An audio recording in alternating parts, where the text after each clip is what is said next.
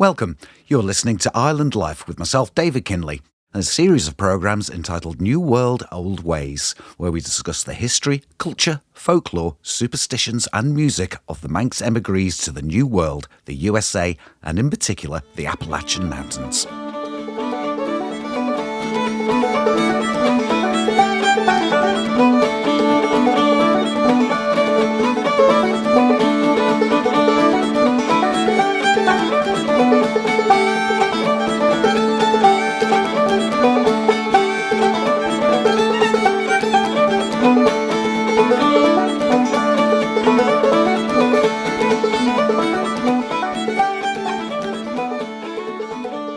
In today's episode, I talked to Jane Prescott about herbalism and early medicine. So herbalism, we could describe as early medicine. The original medicine. The original medicine. We are looking in this programme at particularly the 18th and 19th century, but not exclusively, and particularly for this subject because it's a millennia old, isn't it? Absolutely. It's the way we've evolved. It's the way we've looked after our health and our ailments and kept ourselves well. We evolved with plants in all sorts of ways. Plants have been useful to us in all sorts of ways, both as nourishment and, of course, nourishment is part of health. So in the 18th and 19th century in particular, we're looking at these Manx emigres and what sort of knowledge and experiences of certain herbs and plants they would have took with them over there. Not the plants themselves, of course, but the sort of the ailments that they would cure, etc. And of course, the British Isles has a huge varying amount of environment, and so does the Isle of Man. So I was wondering whether everything does grow here. So familiar plants that people would know these days, and what could we do with them? Burdock, dandelion, cleves, hawthorn? Yes, absolutely. They're all the herbs that I teach about now. Right, so listeners will be very familiar with those four plants. Yeah. So for instance, burdock, I'm fascinated. So that's a bitter. And it's a diuretic, so it helps to flush fluids from the body. It helps with digestion and liver function. Super. And cleves, which everyone knows as the sticky buds, which all the kids, goosegrass as well, every kids throwing them on their backs on the way home, etc. I do believe it has some great benefits. Steep it in some water overnight and then drink the water the next day. It's very delicate, cucumbery taste, and that's one of the best lymphatic cleansers that you can use for. So again, that elimination and cleansing after the winter. People who would administer these medicines, who were knowledgeable in these medicines, I presume it's not everyone was like curing themselves. They'd go to someone who was more knowledgeable themselves. Would that be a family thing? I would presume that most families would have the ability to probably treat minor ailments. You know, if you had an upset stomach or a cold or you cut yourself, I'm sure there would probably, in most families, there would have been that immediate knowledge, but certainly there would have been local healers who you'd have gone to. Obviously on the Isle of Man there were the fairy doctors as well. So we are so much more knowledgeable now. I do believe that we need to use the information, things we've learned through modern medicine, but obviously there was a time where the reason for ailments wasn't always known, so there was a big belief in the evil eye, and so that the fairy doctors particularly specialised in being able to affect any condition that was considered to be due to the evil eye. A fairy doctor would have the ability to deal with that, partly through herbs, but also through charms as well, which we mentioned before. And I think that would be another tradition that would have been taken as well when people emigrated. So, of course, when you've got an ailment that needs a bit of caring, if you went to your fairy doctor, let's say if the plant was out of season, I presume they're storing tonics or they're drying herbs. Is that in our culture? The herbs were lifted on the Isle of Man. They weren't harvested, but they would be lifted at the right time of day, and then they would need to be preserved. So you could dry them, but making a tincture, adding it into alcohol, would be a way, and there still is a way of preserving, and that will keep for 2 to 3 years. So the people who are making the tonics, would they be foraging? Would you think there'd be times they'd be purposefully growing to prepare ahead? People took herbs out, which probably would have been as seeds. It would seem logical that they would have grown them in gardens or in special places, because you want to have them to hand, don't you? Some of these plants are just for superstition, let's say. Even the ones that have those superstitions or protection associated with them. Bollenbane and Timbleday, for instance. Absolutely, but that is actually a very important medicinal herb as well. That's where I thought it would be. No, and also in Luss, the vervain, which is the other big protective one. They're both they're both bitters, so they help with digestion. But mugwort is also very much associated with dreaming, dream state, and also with lucid dreaming. So that although you're asleep, you know that you're dreaming, and it's the plant that it's not just the Isle of Man. It's very widespread that it's used for that. I've read that from the United States as well, that their indigenous were using mugwort to clarify their dreams, so to speak, so they can remember them and be involved with them. And also messages from the plant realm. We could start to get into shamanism. Oh gosh, there's two completely different cultures who have developed something before they'd even met. Yes, absolutely. Well, yes, if you look at the Native American traditions, tobacco, which obviously we know what we think about tobacco now, but that was a ritual herb, very much used in the Native American tradition and very revered.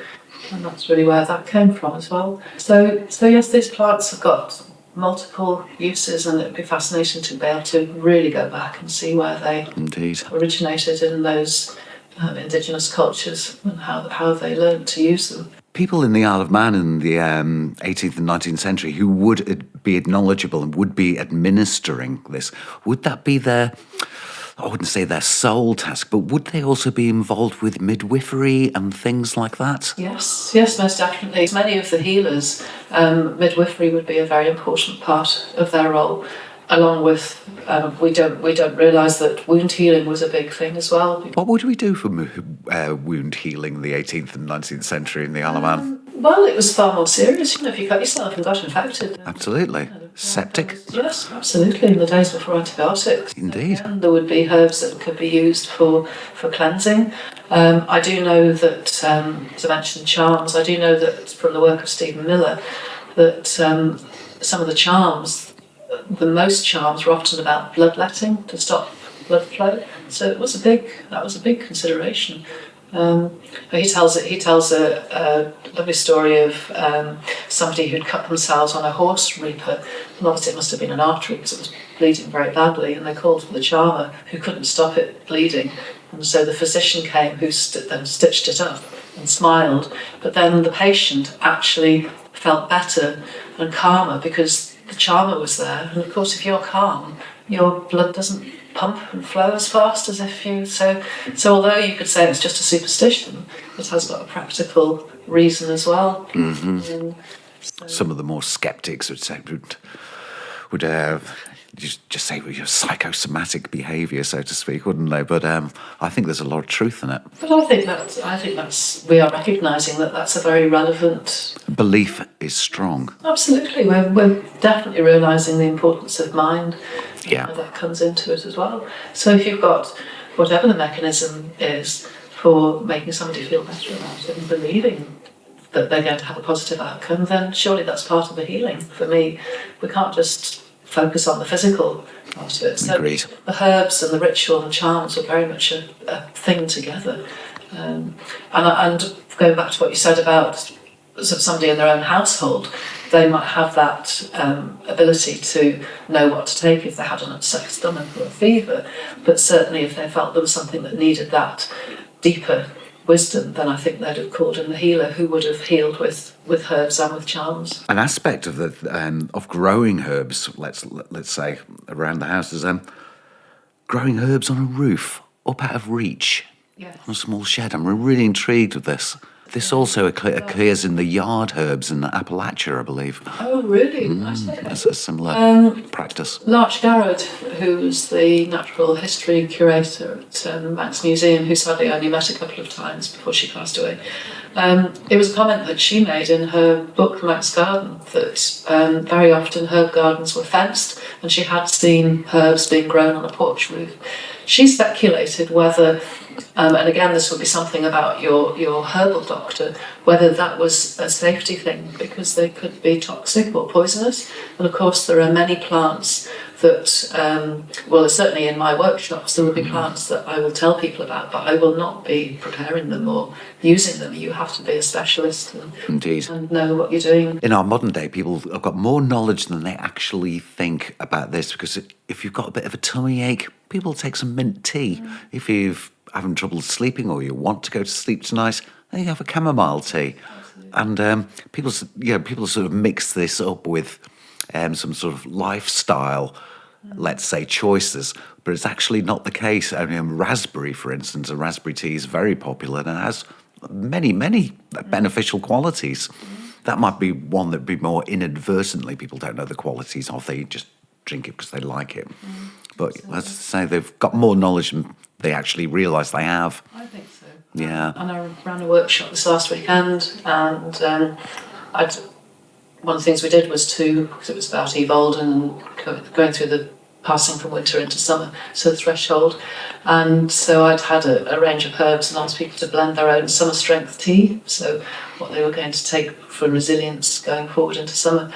And somebody had got on her phone and said, well, it says that this blend would be good. And I said, I don't want you to do that. I want you to taste these herbs and to actually decide for you intuitively what you respond to and what you think is going to be good for you, and then do a blend from that. I don't want you to use information that you got from your phone, because I think it's very important, as you say, to use our own intuition about what's going to be best for us.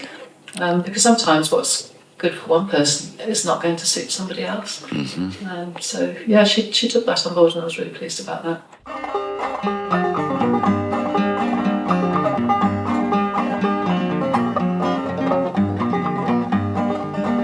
Wanna build me a log cabin on a mountain so high, so I can see Willie as he goes passing by.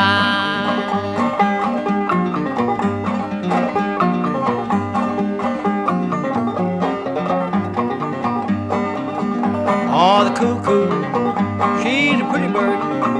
She wobbles as she flies. She never says cuckoo till the 4th day of July.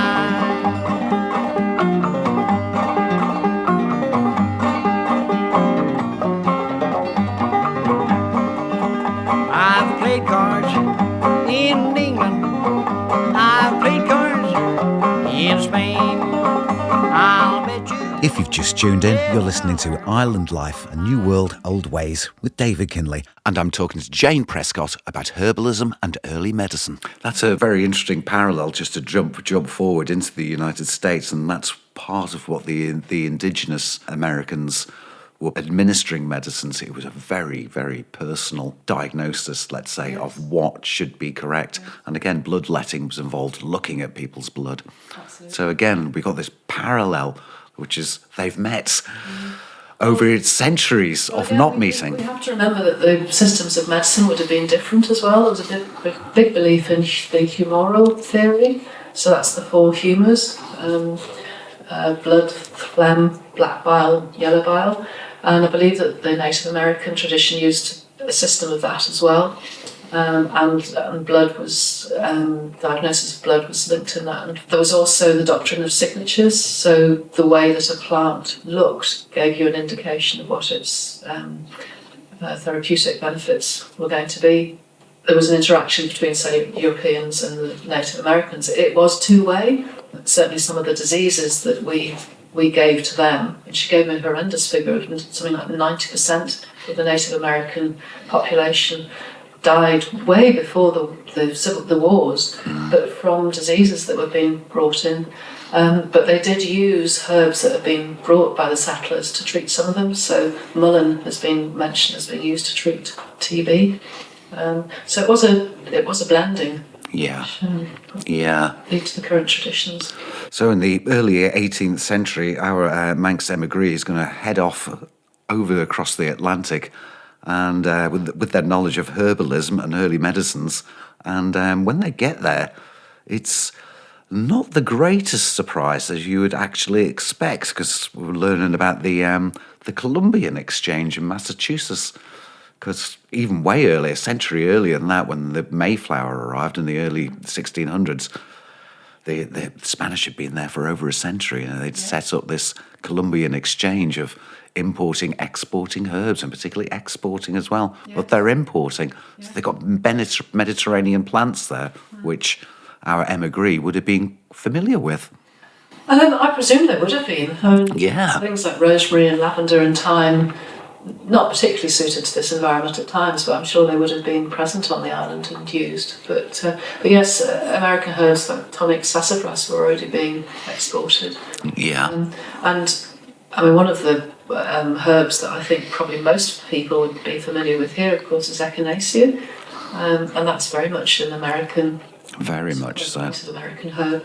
I don't know what stage they'd have started to export that, but there are many American herbs that would have been brought in this direction as well. Echinacea is pretty much a staple now, isn't it? It's probably the herbal remedy that most people will have heard of. Indeed. If you've got a little sniffle, Yes. the echinacea drops are out. Yeah, just the first signs. Yeah. But in fact, echinacea is actually more known for treating infections. Certainly the part that I've had good results from is actually treating, rather than relying on the antibiotics, as you could using echinacea. Yeah. So I believe the Europeans also brought with them the nettle. Even though America has their own nettle, they now have our nettle as well. And raspberry, they have their own raspberry. And sage, the colonists have brought sage, and apparently they've got an even stronger sage, which I'd really like to try, because I do like sage. Pack a punch. So yes, it's and we've done this globally. We've just mixed up plants from where they should be. Vervain. That's an interesting one, because it's used for protection, and here, of course, and it is in their culture in the United States with the indigenous Americans as well. And again, that's another great parallel. I do wonder if that would have been one of the ones that people would have taken a piece of the fresh plant, because I was reading a book where even in the 1960s, if you were travelling or you had an important meeting or something, you had to have some some vervain on you for protection. So you'd think if you were doing a big journey like that, you would have thought that you would have taken something like that. Indeed, yeah. Along with a ball and bone in your pocket or your purse. Yes, absolutely. And blue vervain, that's an interesting one I came up with. And again, it's a dream time. That's what the indigenous Americans are using it for. So blue vervain, did we have blue vervain, or is that across the ocean? That is very much an American one. I don't see it in the traditions here. Really. I have seen it mentioned in, I do connect with modern American herbalists, but there are certain plants that they talk about that just wouldn't be, certainly in my field of experience. So blue vervain is definitely one of them. That's interesting. Again, it's much like putting something under your pillow for a good dream time and good sleep. Yes. Tobacco is used by the indigenous Americans as well, and that's a communal, and also it's a ritualistic qualities to it. So that's very interesting. But in some ways, modern tobacco smoking still almost has that slightly ritual quality to it. The first cash crop for English colonists. Yeah. I didn't know that. But yes, as I say, it was very much a sacred herb. It didn't have that overuse. It was more popular than potatoes because they took a long time to catch on. Other North American plants we was going through, echinacea, of course, sassafras. I thought that was very interesting because that actually became sort of a drink over there, a tonic drink, didn't it? Sarsaparilla, exactly. And golden seal I was very interested in. Golden seal is another one that's been stripped from its habitat. It's very much, and quite challenging. I have tried to grow golden seal. Because it's a woodland plant, it can be quite difficult to establish. But yes, very effective. And that would probably be prepared as a tincture, and then I think would be used in that way because it would last quite a while. But yes, it's again another casualty like echinacea. Yeah, the trillion cohosh, and that was exported. Yeah. Yeah, black cohosh was another important one. But like as I say, like all these things, they where they've been useful, there's been a use seen for them, then they've been exported. Indeed. And also, as we said, there would have just been that blending with people taking things that they were familiar with. I mean, it's nice to take things that you know work with you, but then you'd be introduced over a period of time to things that other people know work. So if you look at Appalachian folk medicine, it is just a blend of these different traditions. Yeah. I was really interested with the phrase the granny witch, which they use over there, which is very much similar to our culture as well. I think that's probably the equivalent of our fairy doctors. And they're growing herbs and gardens. They call them yard plants, and yet again they've grown some of them on the roof of their shed, etc. It's a lovely parallel. When they get to the New World, a lot of people think about the New World of people up in the Appalachian hills in log cabins playing banjos, being really isolated, but the real experience probably for the emigre was probably a lot busier towns, etc., as opposed to being a settler. There will be aspects of settlers, but before they got to any land where they're going to settle, they'd be going through a lot of towns, and boy, would they have some snake oil sellers to deal with. Really, I think that's sadly is probably what led to some of the discrediting of herbal medicine, was when you had the quackery part of it came in, which Indeed. Unfortunately in human nature it's the minority not so great things that causes the decline in belief in things. What I find it really interesting in the history of herbalism is the tonics, because tonics are preventable medicine. And if we look at something on a parallel these days, it would be vitamin pills, for instance. Yes. And I find that really, really interesting, because what we now call modern medicine is ironically has come completely, vast majority of it has come from the United States of America with their medical institutions. They're setting up universities, medical schools, all to teach and not cure. Yeah, well, to cure, yes, but it's all in parallel with the actual production of medicines in an industry.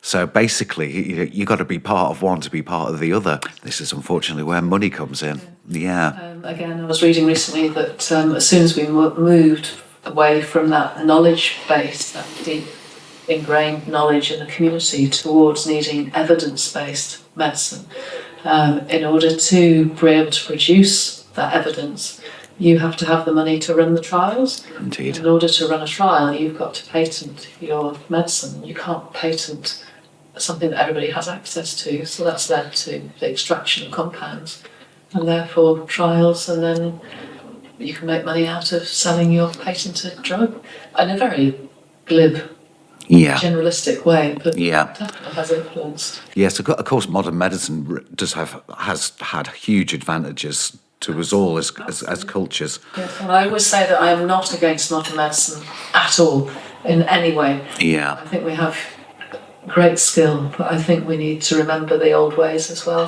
Have a sarsaparilla, have some ginger beer, have some dandelion and burdock. They should both be mainstream, and basically you're treated with whatever is best for you at that particular time. And I mean, herbal medicine includes the whole holistic side, you know, who you are, what your lifestyle's like, what your diet's like, you know, a much wider range of information.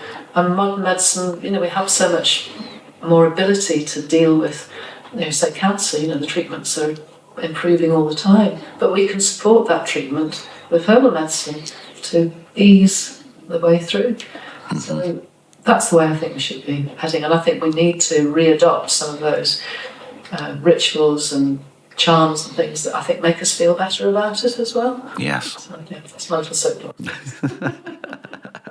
So to conclude, an emigre in the 18th and 19th century, when they've arrived in the New World, what they're going to find with their medicines and the practice of the administration of, I would say, is not going to be that much of a big surprise to them. There'll be various herbs, there'll be tonics, there'll be reasons why they'd be administered, and if they're out in the wilds, there would be a granny witch who they would be familiar with that sort of practice, but they're getting it from their yard gardens. Then. Yes, I don't think it would have been as much of a change to tackle as possibly other parts of the life. There certainly would have been things that they wouldn't have encountered, certainly from the Isle of Man. They would have never come across snake bite or attack from a bear. And there probably would have been maybe some new diseases that would have been imported with other colonists coming in. But I think, yes, as you say, I think the basic methods would have been quite familiar to them.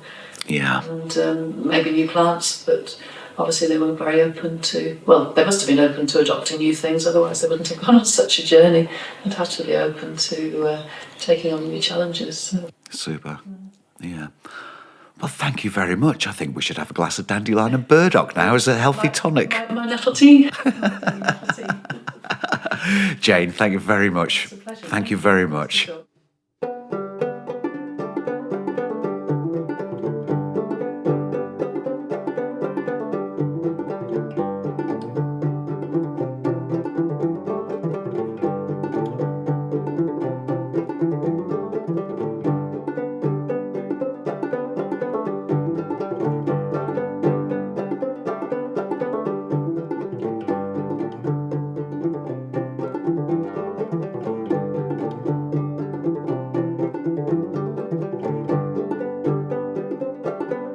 You've been listening to Island Life, A New World, Old Ways. You can listen back to this programme by subscribing to Manx Radio podcasts using your usual podcast provider.